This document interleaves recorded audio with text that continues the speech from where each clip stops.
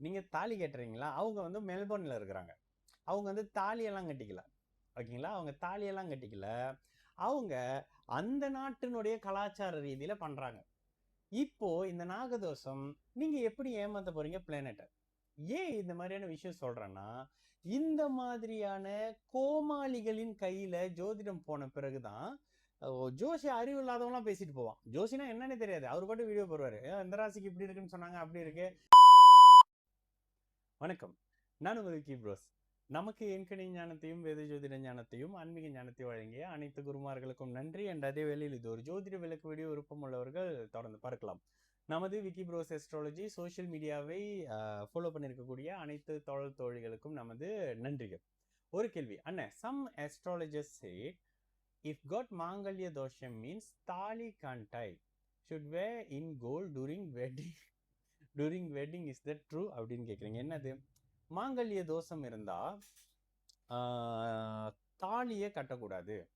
ஆனா நீங்க வந்து தங்கத்துல கோல்டுல வந்து கோல்டு செயினாவே போட்டுக்கலாம் அப்படின்ற மாதிரி ஒரு விஷயம் வந்து இருக்கா அப்படின்னு கேட்டா, உண்மையிலேயே ஜோதிடர்கள்லாம் மிகப்பெரிய கண்டுபிடிப்பாளரா மாறிடுறாங்க. என்ன பெரிய புத்திசாலித்தனம் அப்படின்னு சொல்லலான் இருக்கு. ஏன் அப்படின்னு கேட்டீங்கன்னா, பிளானட்டுக்கு நீங்க தாலி கட்டுறீங்களா, நீங்க மோதிரம் போடுறீங்களா, நீங்க டாக்குமெண்ட்ல சைன் பண்றீங்களா அப்படின்ற விஷயத்தை பத்தி அது கன்சிடர் பண்றதே இல்லை. பிளானட் என்ன பண்ணும் தெரியுங்களா? நீங்க யாரோட இருக்கீங்களா அவங்கள பிடிச்சி பிச்சு விட்டுரும். இது ஏன் இவ்வளவு கடுமையான வார்த்தையை பேசுறேன் அப்படின்னா, அப்பதான் நான் என்ன சொல்ல வரேனே உங்களுக்கு புரியும்.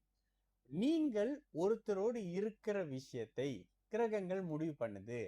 யாருங்க அந்த கிரகம்? முதலாவது நிலையாக சுக்கிரன் ஒருத்தரோடு இருக்கிறதுன்றது இன்டர்கோஸ் மாதிரியான உடல் ரீதியான தொடர்புல நீங்கள் ஒருத்தரோடு இருக்கும் பொழுது, இல்ல எல்லாருமே இப்ப இங்க எல்லாமே நம்ம கேட்கறவங்க எல்லாம் அடல்ட்ஸா தானே இருக்கும். நமக்கு இந்த மாதிரியான அனுபவம் வந்திருக்கும்ல. இந்த அனுபவம் ஒருத்தருக்கு எப்ப வருது? முதலில் சுக்கிரன் கொடுப்பாரு. சுக்கிரன். ரெண்டாவது சுக்கிரனுடைய வீடுகள்ல இருக்கக்கூடிய கிரகங்கள். ரெண்டாவது சுக்கிரனோடு சம்பந்தப்பட்டு இருக்கக்கூடிய கிரகங்கள். இதனை தாண்டி 3, 7, 11, 12ஆம் இடத்துல இருக்கக்கூடிய கிரகங்கள், தொடர்பு கொள்ளக்கூடிய கிரகங்கள், அந்த வீட்டினுடைய அதிபதிகள். இதுதாங்க கல்யாணத்தோட விதி ஜோசியத்துல. இதை இல்லைன்னு ஒருத்தர் சொல்லவே முடியாது. ஏன்னா இதுதான் ஜோசியத்தோட விதி. இந்த இடத்துல ஒருத்தருக்கு திருமணம் பண்றாரு. ஓகேங்களா? அது இப்போ கொஞ்ச நேரம் முன்னுக்கு ஒருத்தர்கிட்ட பேசுறோம். கடகராசி ஆயில்ய நட்சத்திரம். கடகராசிக்காரங்க போன வருஷம் திருமணம் பண்ணோம், இந்த வருஷம் பிரிஞ்சிருவாங்கன்னே சொல்லிட்டேன் பிரிஞ்சிருவாங்கம்மா அப்படின்னு. என்ன அப்படி சொல்றீங்க? அம்மா, அஷ்டம சனியில வரக்கூடிய அறிமுகங்கள் உங்களை கஷ்டப்படுத்துறதுக்காகவே வரக்கூடிய அறிமுகங்கள்மா. இதைத்தான் நான் தெளிவா வீடியோல பேசுறேனே. அப்புறம் இன்னொன்னே இல்லையா, ஃபோர்ஸ் பண்ணிக்கிட்டாங்க. இப்ப இந்த மாதிரி எல்லாத்துக்கும் பிரச்சனையா போய்கிட்டு இருக்கு. அப்ப இந்த இடத்துல என்ன வந்துருது? நீங்க தாலி கட்டுறீங்களா? அவங்க வந்து மெல்போர்ன்ல இருக்கிறாங்க. அவங்க வந்து தாலியெல்லாம் கட்டிக்கல. ஓகேங்களா? அவங்க தாலியெல்லாம் கட்டிக்கல. அவங்க அந்த நாட்டினுடைய கலாச்சார ரீதியில பண்றாங்க. இப்போ இந்த நாகதோஷம் நீங்க எப்படி ஏமாத்த போறீங்க பிளானட்ட? ஏன் இந்த மாதிரியான விஷயம் சொல்றேன்னா, இந்த மாதிரியான கோமாளிகளின் கையில ஜோதிடம் போன பிறகுதான், ஜோசிய அறிவு இல்லாதவன்லாம் பேசிட்டு போவான். ஜோசியம்னா என்னன்னே தெரியாது. அவரு பாட்டுக்கு வீடியோ போடுவாரு. இந்த ராசிக்கு இப்படி இருக்குன்னு சொன்னாங்க, அப்படி இருக்கு. நல்லா வரும் வாயில. லக்னம்னு ஒண்ணு இருக்குடா, அதை பாருங்கடான்னு சொல்லிட்டு ஒரு 5 வருஷமா மலேசியால கத்திக்கிட்டு இருக்கிறேன். அதுக்கப்புறம் தான் மலேசியாலே லக்னம் அப்படின்ற ஒரு விஷயத்த ரேண்டமா கேளுங்களேன். ஒரு சாதாரண அமைப்புகள்ல இருக்கிறவங்களுக்கு அண்ணன் நீங்க சொன்ன பிறகுதான் லக்னம்னு ஒண்ணு தெரியும். ஏன்னா அந்த அளவுல இருந்தது. ஏன்னா தாலிக்கு பதிலா தங்கத்துல போட்டுக்கங்க, செயினா போட்டுக்கங்க, வாழை மரத்தை வெட்டிக்கங்க, வெங்காயம் பூண்டு வெட்டிக்கங்க, இதெல்லாம் சொல்றது அறிவுக்கு ஒவ்வாத விஷயம். உடனே நிறைய பேர் கொதிச்சுக்கிட்டு வருவீங்க. ஓ, நீ வந்து அப்படி போவ இப்படி போவ. ஜோதிடம் கணிதம். தயவு செய்து ஜோதிடத்தை ஆன்மீகத்தோட இணைக்காதீங்க. அதே நேரத்துல இந்து மதம் இல்லைன்னா ஜோதிடம் இல்லை. இந்து மதத்தினுடைய கலாச்சார அமைப்புகளை இதுல இன்னொன்னு தெரியுமா? நமக்கு ஜோசியம் என்னன்னு தெரியாது, பஞ்சாங்கம் என்னன்னு தெரியாது, ஆன்மீகம் என்னன்னு தெரியாது. ஜோசியக்காரரே பஞ்சாங்கம் பார்த்துடணும், பஞ்சாங்கக்காரரே பூஜை பண்ணிடணும், பூஜை பண்றவரே இது கல்யாணத்தை நடத்தி கொடுத்துடணும், இப்படின்னு பேக்கேஜா எதிர்பார்க்கறதுனுடைய விளைவு தான் இது. எந்த ஒரு மனுஷனும் ஒரு தனிப்பட்ட ஒரு ஃபீல்டுல மட்டும் எக்ஸ்பர்ட்டா இருப்பானே தவிர, அவன் ஆல் இன் ஆல் தசாவதாரம் கிடையாது. எல்லாத்துலயும் அவன் எக்ஸ்பர்ட்டா இருக்கிறதுக்கு. ஓகேங்களா? ஏன்னா ஒரு மனிதர் அவரு ஒரு அக்கௌண்டனா இருக்கிறாரு. அவருக்கு கணக்கு மட்டும் தாங்க வரும். அதே மாதிரி ஒரு கம்பெனியோட கார்ட் போஸ்ட்ல என்ட்ரன்ஸ்ல செக்யூரிட்டியா ஒருத்தர் இருக்கிறாரு. அந்த செக்யூரிட்டிக்கு செக்யூரிட்டி வேலை மட்டும்தான் வரும். ஓகேங்களா?